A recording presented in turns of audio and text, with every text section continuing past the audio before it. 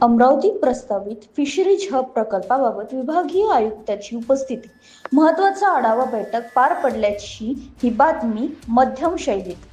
शहरातील उभारण्यात येत असलेल्या अत्याधुनिक फिशरीज हब प्रकल्पाच्या कामांना विभागीय आयुक्त श्रीमती नयना गुडे यांनी सोमवारी महानगरपालिकेत आयोजित बैठकीत सविस्तर आढावा घेतला.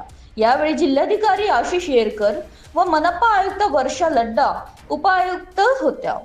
बैठकीत मत्स्य विभाग आणि महानगरपालिकेचे पशुवैद्यकीय विभागाकडून प्रकल्पासंदर्भातील सादरीकरण करण्यात आले. प्रकल्पातील प्रलंबित कामे तातडीने पूर्ण करण्याचे निर्देश संबंधित विभागांना देण्यात आले.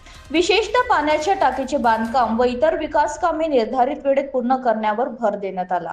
प्रकल्पाशी जिल्हा परिषदेमार्फत बारमाही तलावामधील मत्स्य उत्पादन जोडण्याबाबत सकारात्मक चर्चा झाली. तसेच महाराष्ट्र जीवन प्राधिकरण विभागामार्फत पाणी पुरवठ्याची व्यवस्था करण्यात येणार असून त्या संदर्भातील बहुतांश कामे पूर्ण झाल्याची माहिती बैठकीत देण्यात आली.